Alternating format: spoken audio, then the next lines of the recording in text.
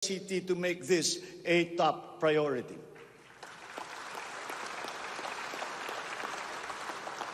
Tinatawagan ko rin ang Department of Foreign Affairs na makipagtulungan sa Department of Migrant Workers na tiyakin ang lahat ng mga diplomatic post ay tutulong na agarang maibalik sa trabaho ang mga ating mga overseas Filipino workers na nawalan ng hanap buhay nitong nakalipas na ilang taon. Mula sa 3 buwan ay gagawin na lang nating 3 linggo para sa isang dayuhang employer na iproseso ang mga papeles ng Pilipinas, ng Pilipinong nais nitong kunin bilang empleyado. Aatasan din natin ang kagawaran ng gawing simple, ang komplikadong handbook ng mga tuntunin at regulasyon para sa mga OFW. Nang sa gayon ay maging malwan ang mga transaksyon may kinalaman sa kanilang pangingibang bansa. Mula sa handbook na may 240 seksyon ay gagawin nating pamphlet na lamang na hindi hihigit sa 100 pahina. Mahirap na nga ang buhay. Kaya naman, ayaw pa natin makitang lalo pang nahihirapan ang ating mga manggagawang mandarayuhan sa pagtupad sa kanilang mga pangarap. Para sa mga kababayan nating naiipit sa kaguluhan, inaabuso at nanganganib ang buhay, ikinagagalak kong sa ilalim ng aking pamumuno ay ilulunsad natin ang One Repatriation Command Center o ORCC. Ilalaan natin ang isang social media platform ng Department of Migrant Workers at ang hotline upang matulungan agad at maligtas sila mula sa mas higit na kapahamakan. Noon, nangungutang pa ang isang ina ng bawat OFW upang sumakay ng barko para pumunta sa Maynila at mangatok sa iba't ibang ahensya para mapauwi ang anak na inaapi. Ngayon, kami na ang tatawag sa mga magulang ng OFW para sabihin sa kanila ang petsa kung kailan nila mayayakap at makakapiling ang kanilang mga anak.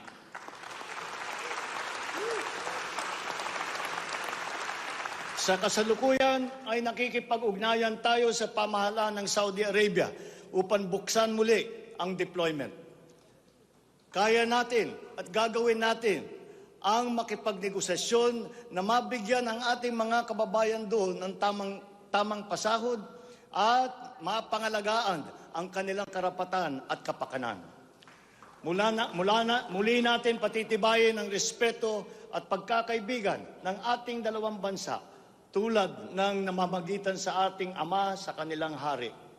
Sa mga susunod na buwan ay magtutungo si Secretary Susan Ople sa Saudi Arabia upang tiyakin na may sapat na puwersang magsisiguro na mabubuksan muli ang empleo sa bansa at para maisulong ang ating kampanya laban sa human trafficking. Ngayon, para naman sa mga anak na naiwan sa Pilipinas, titiyakin ng Department of Migrant Workers sa pamamagitan ng OWA na sila ay maipapasok sa magagandang paaralan, magtuturo sa kanila ng financial literacy, mental wellness, sports, sining, kultura. Ito ay mangyayari sa pakikipagtulungan ng iba't ibang ahensya ng pamahalaan. Alagaan natin ang kabataang Pilipino sapagkat sila ang kinabukasan ng ating inang bayan.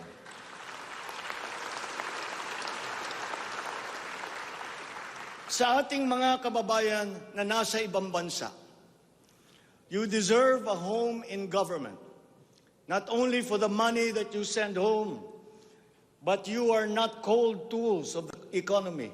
You deserve it for your sacrifices for our country and your perseverance and excellence in the global arena. You OFWs represent the fighting faith of the Filipinos as a nation and as a people. Let us transform your overseas journey into inspirational stories for all time. Thanks to you, our dear legislators, and of course to the man every OFW now refers to as their tatay, President Rodrigo Duterte. You passed the law that created this new home for our OFWs.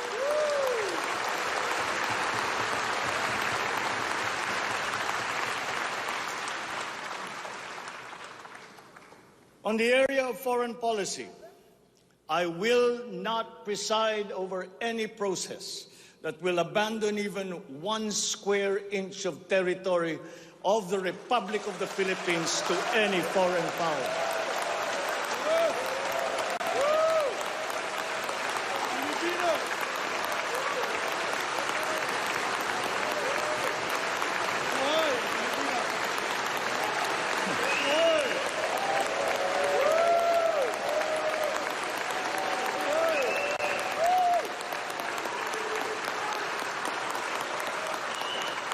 With respect to our place in the community of nations, the Philippines shall continue to be a friend to all, an enemy to none.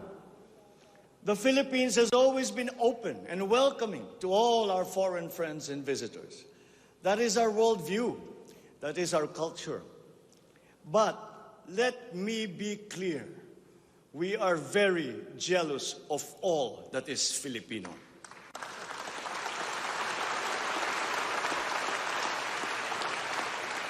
We will be a good neighbor, always looking for ways to collaborate and cooperate with the end goal of mutually beneficial outcomes. If we agree, we will cooperate and we will work together. And if we differ, let us talk some more until we develop a consensus. After all, that is the Filipino way. But we will not waver. We will stand firm in our independent foreign policy with the national interest as our primordial guide.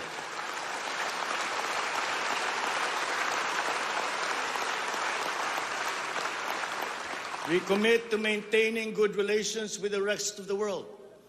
As a matter of fact, it is my sincere belief that the need for strong bonds and collaboration among nations emerges in the direst of times, such as in a pandemic. The partnerships and alliances that we make with all will provide stability that all nations will need as we emerge into this new global economy. The Philippines will continue to promote stronger and multifaceted relationships with all our partners around the world. We are, in fact, grateful for the messages of support and offers of help that we have received from many of our friends in the international community. This has been communicated to us through the different envoys and ambassadors here in the Philippines. Such strong relationships can only be beneficial to all involved. As I am here today addressing the legislature, allow me now to propose legislation that we would like you to pass in support of these programs. 1. National Government Right-Sizing Program, a reform mechanism that seeks to enhance the government's institutional capacity to perform its mandate and to provide better services while ensuring optimal and efficient use of resources. Compared to previous government reorganization efforts, the NGRP will entail a comprehensive strategic review of the functions, operations, organization, system, and processes of the different agencies, and massive and transformational initiatives in agencies concerned, such as mergers, consolidations, splitting, transfer, and even the abolition of some offices.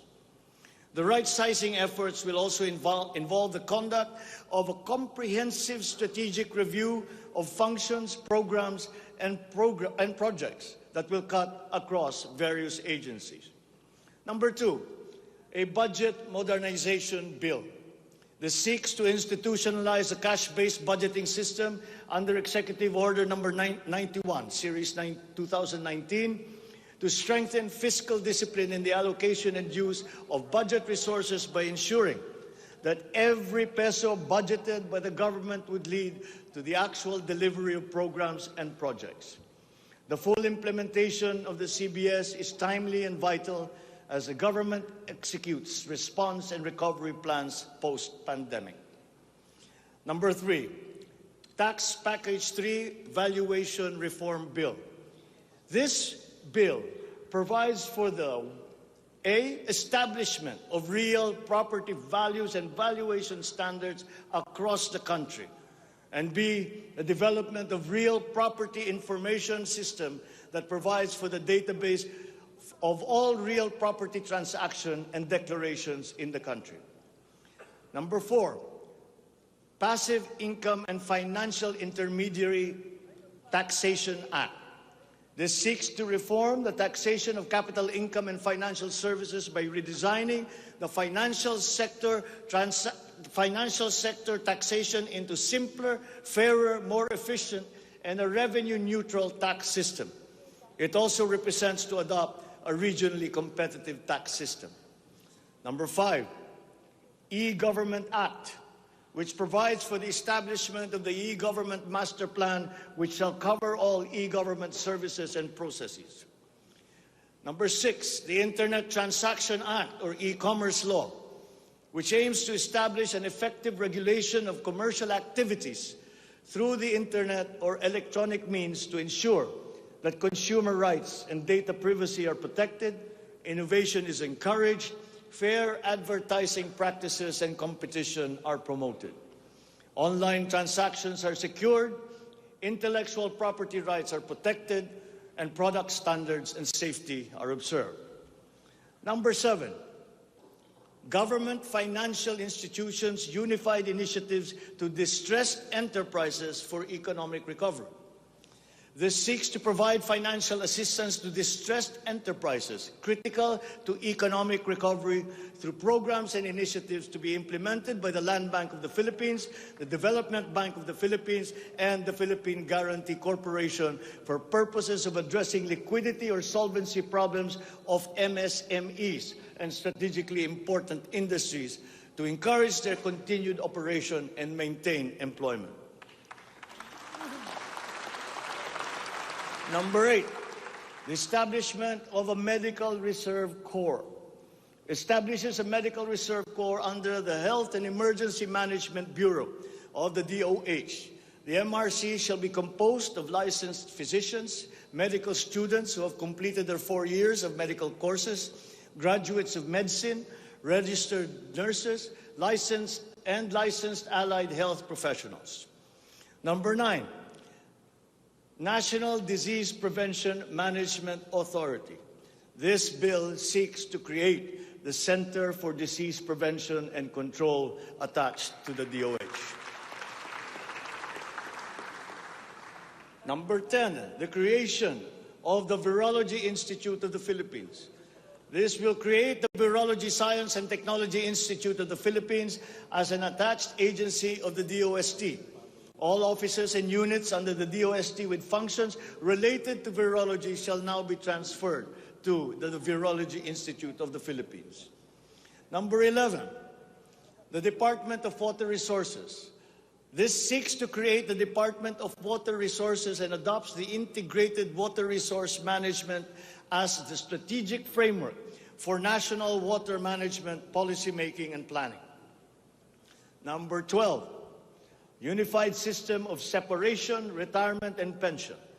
This grants a monthly disability pension in lieu of disability benefits provided under existing laws for military and uniformed personnel retired by reasons of disability. Number 13, the E-Governance Act. It promotes the use of internet, and other ICT to provide opportunities for citizens. Number 14, the National Land Use Act.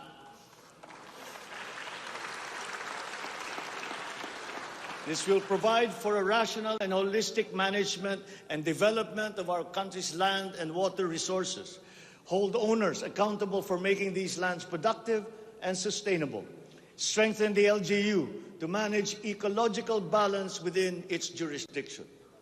It also provides for land use and physical planning framework as a mechanism in determining policies and principles to implement this legislative measure. Number 15, the National Defense Act. This seeks to amend the antiquated